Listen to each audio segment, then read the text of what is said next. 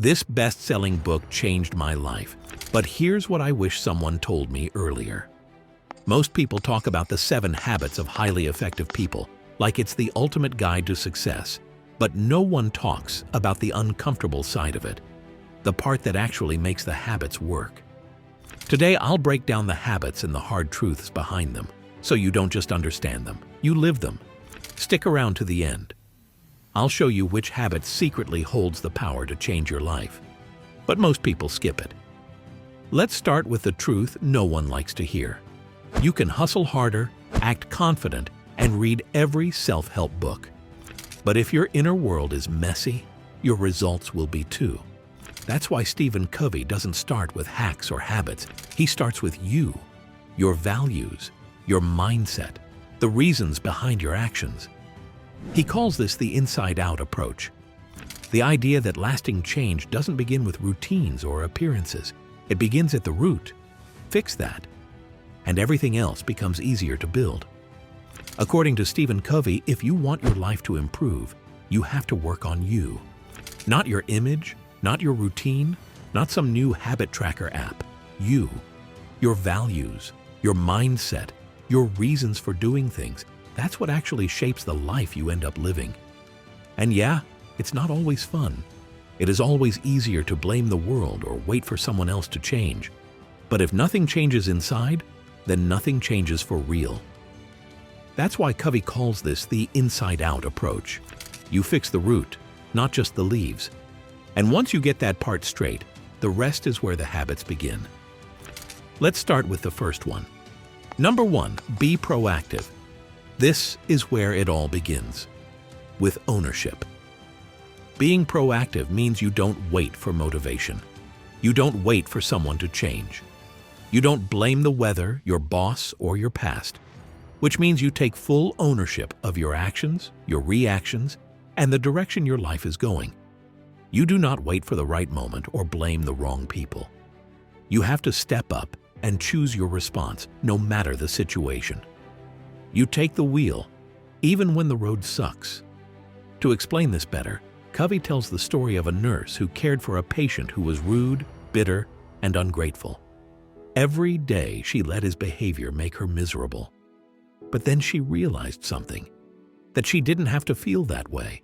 She was choosing it, whether she knew it or not. That shift, from victim to owner, changed everything. The moment she took ownership of the situation, everything changed. The situation didn't, but she did. That's the point. Proactive people don't wait to feel better or for others to behave better. They take responsibility for their role in every situation and focus on what they can control. You don't have to pretend everything's fine, you just have to decide who you want to be, even when things aren't, because that's real power. Number 2, begin with the end in mind. Most people just drift. Habit 2 is to begin with the end in mind. It means you have to get clear on what actually matters before you start chasing things that don't. Most people don't do this. They just drift. They chase what's in front of them, the next notification, the next to-do, the next urgent thing. They say yes to whatever shows up and then wonder why they feel lost or burned out. That's because they never stop to define their direction. Covey calls this the first creation or the mental blueprint. You design it first in your mind before you build it in real life. If you skip this, you end up living by someone else's plan. But when you take the lead and decide what matters most, that's when you win in life. Otherwise, you end up living someone else's agenda. So ask yourself, what kind of life do you want?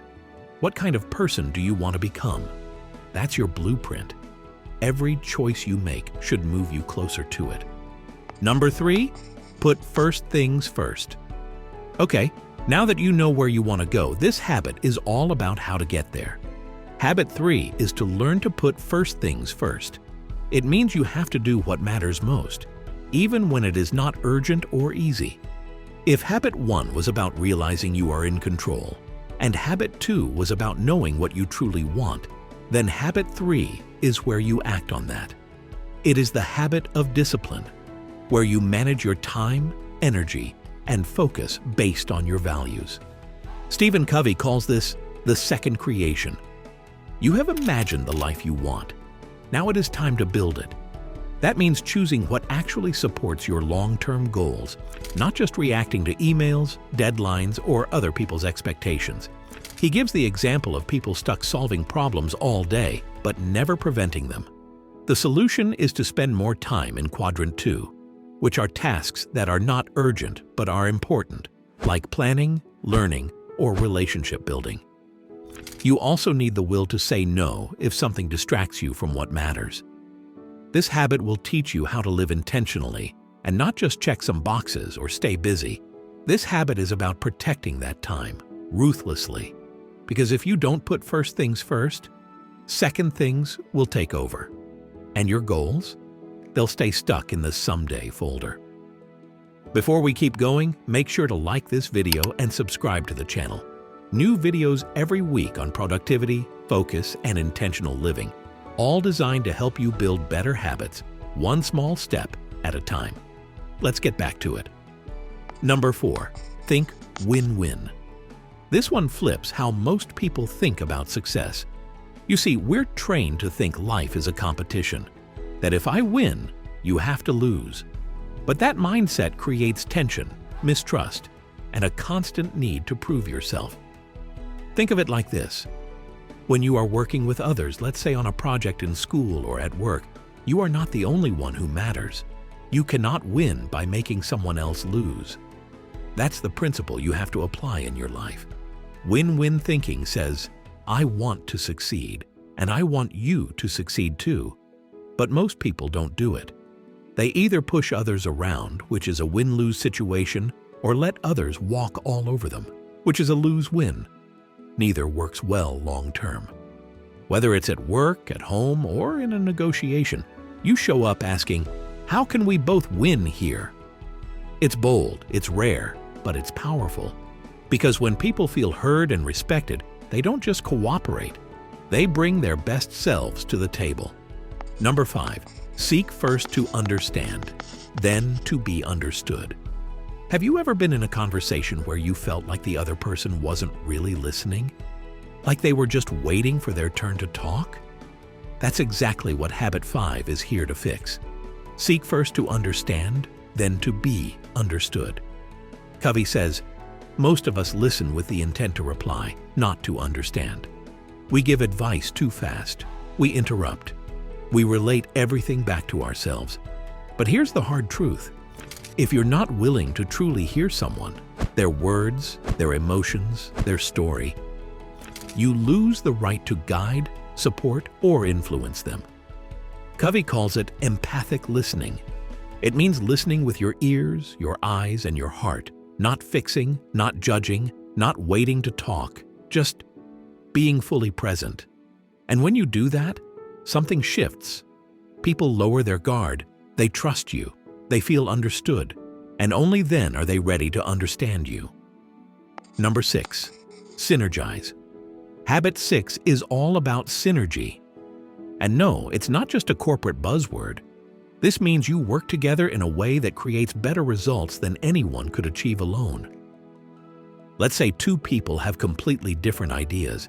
Instead of arguing or settling, they talk, listen, and come up with something even better than either person had in mind. That's synergy. You might see this in a family, at school, or in the workplace. Maybe one person wants to go on a fishing trip and the other wants to visit their mother. By truly understanding each other, they could plan a vacation that includes both.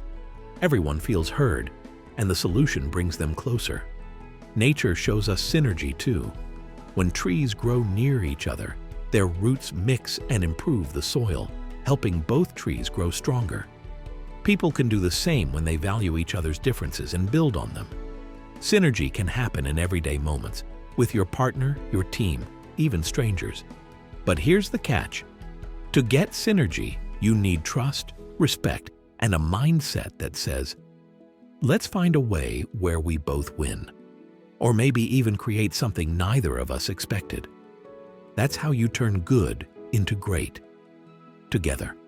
Number 7, sharpen the saw. Covey says we must never become too busy with sawing to take time to sharpen the saw. Translation? Stop running yourself into the ground. Rest is not a luxury, it's maintenance. You see, life doesn't hand out bonus points for running yourself into the ground. This is why this habit is basically your wake-up call to pause, breathe, and take care of yourself. All of yourself. Not just eating a salad and calling it self-care. This includes your body, your mind, your emotions, and also that inner voice you keep ignoring. Let's start simple. If your body is always tired, sore, and craving junk, how exactly are you supposed to be your best self? A little movement, some sleep, and maybe eating something green once in a while is not a luxury. It means you are just maintaining yourself, like charging your phone before it dies. The same goes for your mind. If the only thing you read is memes, don't be shocked when your brain feels like a fog machine. Read something, write a little, and challenge yourself to think past the surface. It helps, promise.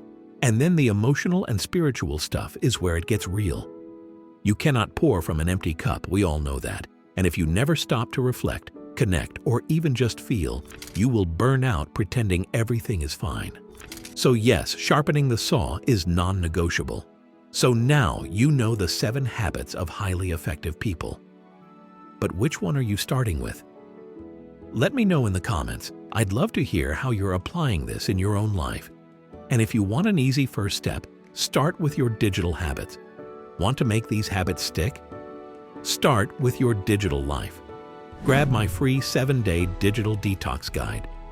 It's packed with small, doable shifts that'll help you cut screen time, boost your focus, and reclaim your peace of mind. You'll find the download link in the pinned comment and video description below. And of course, don't forget to subscribe for more self-growth content that actually works. Thanks for watching. See you in the next one.